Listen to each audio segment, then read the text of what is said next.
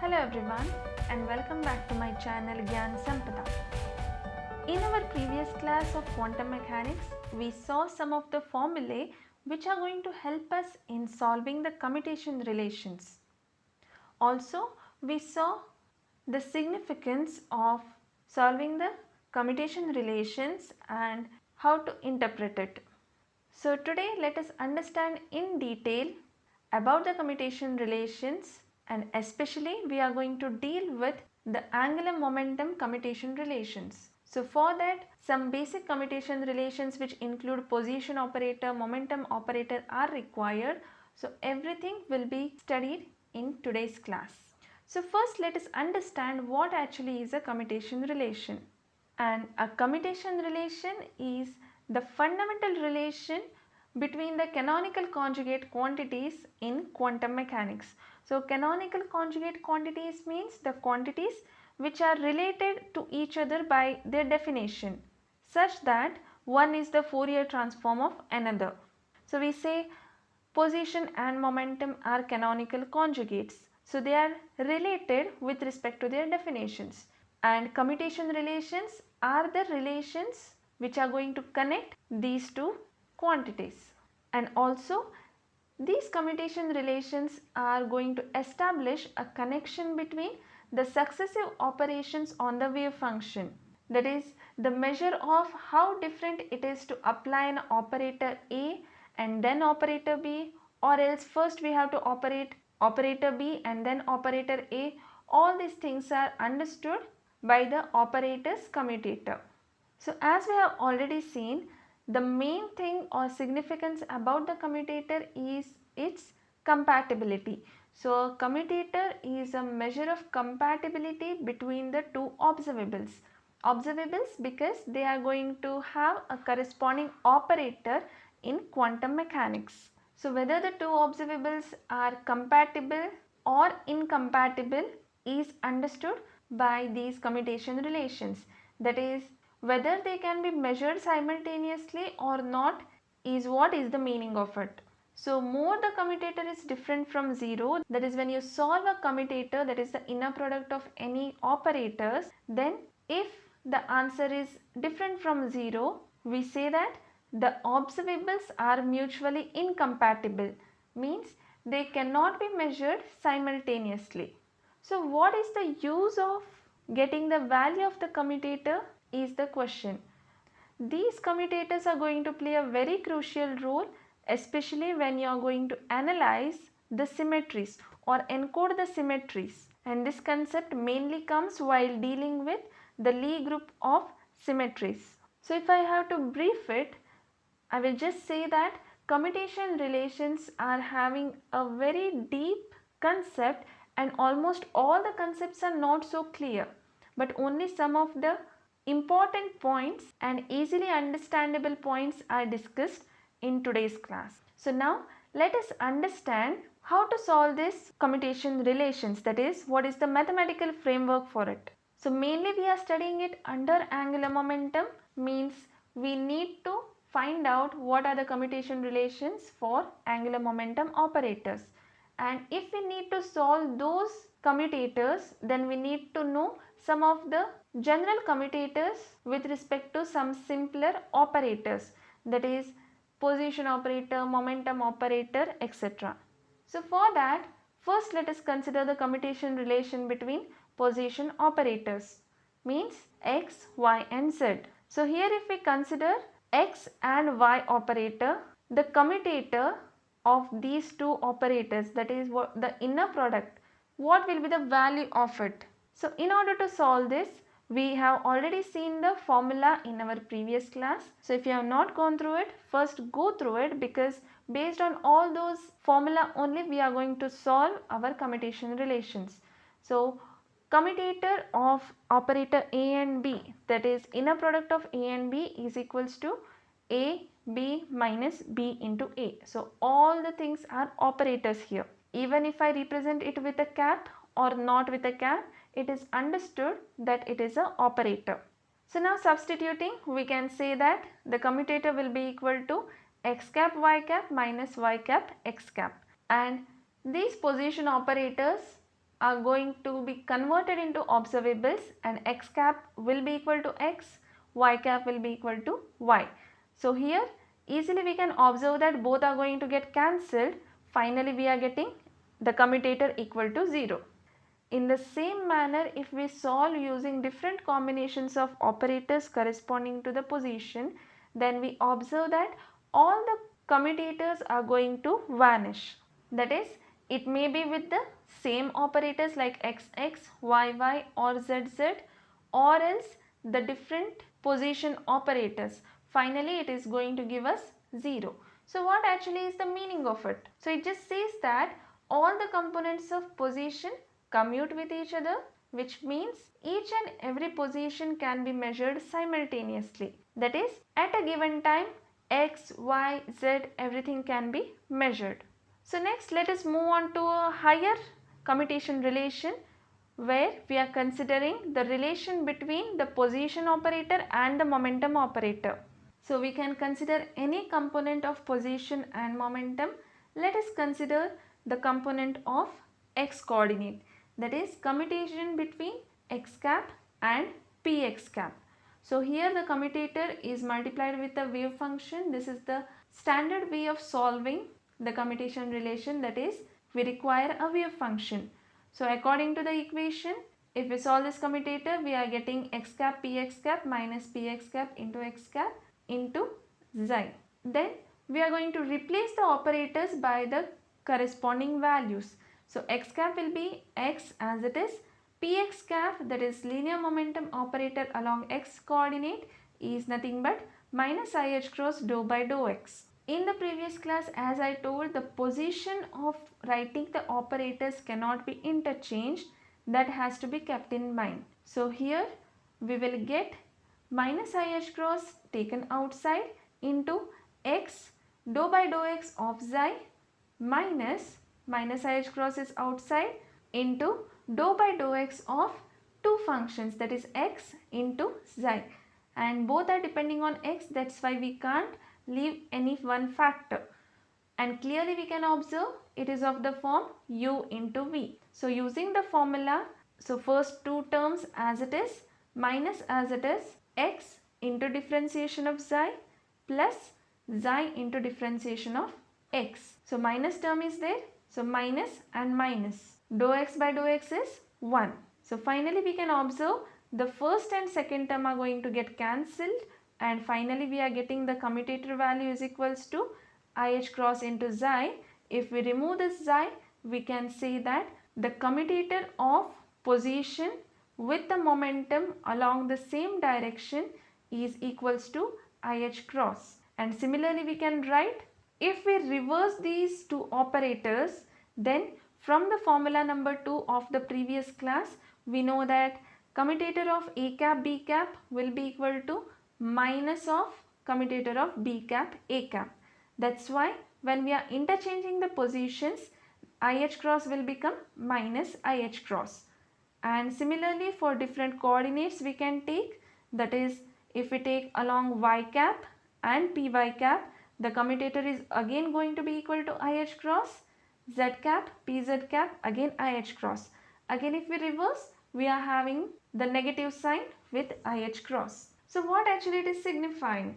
Again the same thing. From the result we can say that the operators corresponding to position along x-axis and the x component of momentum do not commute with each other, because RHS is not equal to 0, which means that position and momentum along the same directions cannot be measured simultaneously, and that is what is the Heisenberg uncertainty principle, where we say position and momentum cannot be simultaneously measured. So we can say that this is the mathematical framework for explaining uncertainty principle.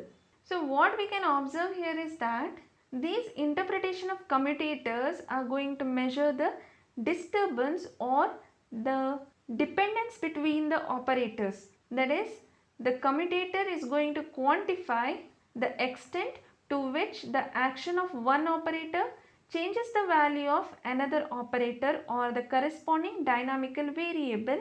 That is how position is going to affect the momentum when they are considered along same direction. So here we can say that we can observe the compatibility, the dependency, that is the variation of one operator with respect to another operator.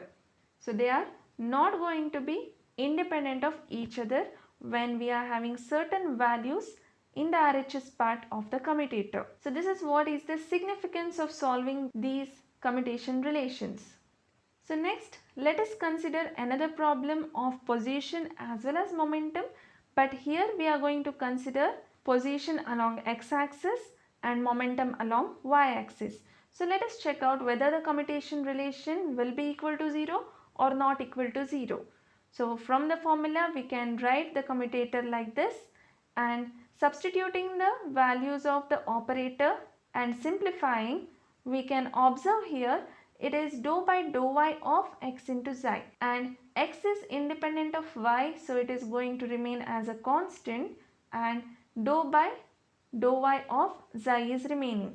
So here there is no need of writing in terms of u into v rule, and clearly we can observe these two terms are same and going to cancel out.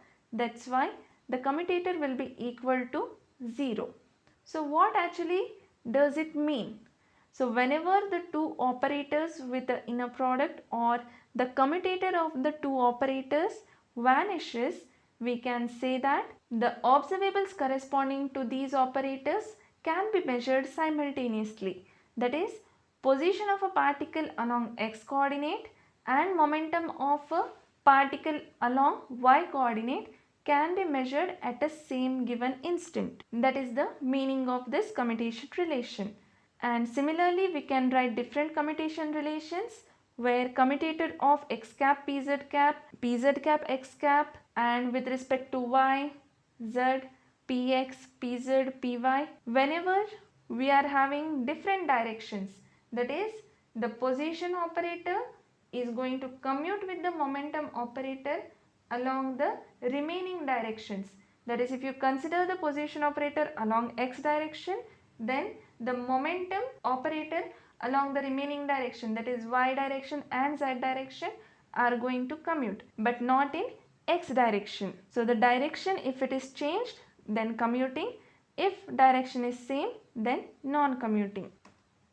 So now, based on these simple and fundamental relations, next we can move to solve the commutation relations between the components of angular momentum. So already we have seen some of the components of angular momentum like Lx, Ly, Lz, also square of the angular momentum L square. We have found out the value of operator in Cartesian coordinate system as well as polar coordinate system. But while solving the commutation relations of the components of L as well as L square, it is easy to solve and get the result in Cartesian coordinate system rather than using the polar coordinate system. And that's why we are going to use the Cartesian coordinate system itself. And we know that in Cartesian coordinate system, Lx cap is nothing but ypz minus zpy, and Ly cap is nothing but zpx minus xpz. So everything is operator. But till now whatever we have solved, those are the simpler commutation relations where we are having just a single operator like position or momentum. But here in first term itself there are 4 and second term again 4. So we need to simplify it further. So we are just taking the combination first with the first of second term, first with the second term, second with first, and second with second.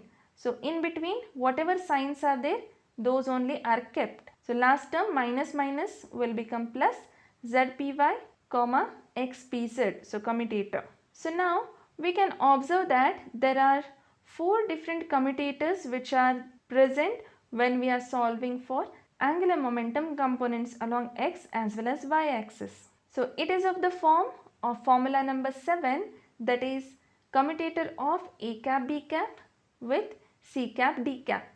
So here a cap is y or y cap, b cap is pz cap, c cap is z cap, d cap is px cap. In the same way we can observe for other three terms also. Already we have seen this formula and also understood how to easily write and understand this formula. Mainly the position of the operator are to be kept in the mind. So using the same formula we need to find out the values. So let us consider one by one. So first we are going to consider the first term and applying the formula which is seen here. So once I will explain, we need all the combinations of the operators within the commutator but only two operators at a time. So first y with z, pz and px both are in RHS side, so they are written in the RHS part of the commutator, plus first term with the second term, that is y and px, but pz is in the right side and z is in the left side of the term.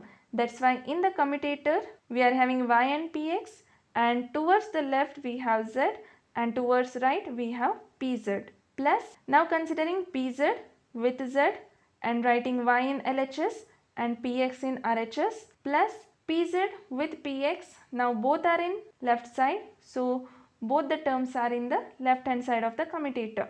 So in this way we have to write, and already we have seen that the commutator corresponding to any components of position are going to vanish. So first one is 0. Second term, the commutator of y with px, again it is equals to 0, plus y as it is pz with z. So commutator corresponding to z cap and pz cap is equals to ih cross. Reverse is minus ih cross. So always first it should be position and then momentum. If it is reverse, then negative sign will come. So minus ih cross into px as it is, plus whenever we are having different components of momentum itself, then again it is going to vanish. That is, momentum along x and momentum along z direction can be measured simultaneously. So finally we are getting the commutator of the first term is equals to minus ih cross y into px. Similarly we are going to consider the second term of this equation using again the same formula, finding out which all things are going to vanish. First term vanishes, second term again vanishes, third term also vanishes, and fourth term is also going to vanish. So the second term is equals to 0. Next, considering the third term, here also using the same formula, and we can observe that each commutator is going to be equal to 0. So just to reduce the work in solving these angular momentum commutation relation, we have considered the previous simpler commutation relations, because directly the same values can be substituted here. Finally, coming to the last term, that is commutator of z cap py cap and x cap pz cap, using the same formula, but first term is going to vanish and second term is non-vanishing, that is z cap with pz cap is equals to ih cross, and x into py as it is, other terms are going to vanish. So finally we need to substitute all the values of these four terms in the above equation, so that we will get the commutator corresponding to Lx cap, Ly cap is equals to, only two terms are there, minus ih cross y px plus ih cross x py. So if we take ih cross outside, then within the bracket we are having xpy minus ypx. And while discussing about the components of angular momentum, we saw that xpy minus ypx is nothing but Lz cap. So the commutator corresponding to Ly cap, that's why the commutator corresponding to Lx cap and Ly cap will be equal to ih cross into Lz cap. So this is the first simplest commutation relation corresponding to the components of angular momentum. And in the same way we can find out different commutation relations for different components of angular momentum, and we observe that whenever we are having any two components of angular momentum, then in the RHS we will be having ih cross with the remaining component of angular momentum. If you are having y and z component, then in the answer you will be having Lx, that is x component of angular momentum. Similarly for Lz and Lx. But another thing to remember is that if the order is reversed, then RHS will be having negative sign. So how to remember? Based on again the cyclic nature, that is x, y. So always y comes after x itself. So directly we can write positive IH cross. But here it is y and then x is coming, which means cyclic order is not maintained, and that's why according to the formula we have to write the RHS with a negative sign. Only two things to remember. One is the cyclic order for writing the signs, whether it is positive or negative, and another one is that whichever two components of angular momentum will be there, the remaining has to be written in the RHS part. So this is how easily we can remember what are the commutators corresponding to any of the components of angular momentum. So main thing is this equation where the position is going to matter a lot. So next, moving to another type of commutator, that is considering L square with Lx. That is, we are considering the square of angular momentum operator with any component of angular momentum. Here we know that L square is nothing but the sum of square of the components, that is Lx square plus Ly square plus Lz square, and we need to find out what is the commutation with Lx, and we can write Lx square as Lx into Lx, Ly square as Ly into Ly, and we have just splitted the terms, that is commutation of Lx square with Lx, Ly square with Lx, similarly plus Lz square with Lx, and written by splitting it. But why we have to do so? Because we have already seen the formula where we are having commutator of A cap, B cap with C cap. So when there are three different operators, we are having different formula for it. So using the same formula, let us consider each term and simplify it, and further we can substitute back in equation number 1. So commutation of Lx square with Lx is going to be equal to 0, because it is nothing but commutation of Lx with Lx multiplied by this Lx plus Lx outside Lx with Lx commutator. So the same operators are there within the commutator, means it is going to vanish. So totally it will be equal to 0. Considering the second part, using the formula we can write the equation like this, and Ly into Lx is nothing but minus IH cross, because order is changed. If it is x and here it is y, then we can write IH cross, but here it is reverse of it. It is not cyclic. So it will be minus IH cross into Lz into Ly as it is, plus Ly should be written first itself because it is representing operator. If you have any confusion, everywhere you can just put a cap over it so that you will understand it is a operator. Again the same commutator. So simplifying, we can take minus IH cross common into Lz into Ly plus Ly into Lz. So you can't interchange the position of these operators. Considering the last term of equation number 1, using the formula, putting the values of the commutator and observing the positioning of the terms, and finally substituting back in equation 1, we can observe that first term is 0 plus second term is with the minus sign, IH cross into this term plus IH cross into the same term. So here minus IH cross Lz Ly is going to get cancelled with plus IH cross Lz Ly, and minus IH cross Ly Lz plus IH cross Ly Lz will get cancelled, and finally we are going to get the commutator of L square with Lx is equals to 0.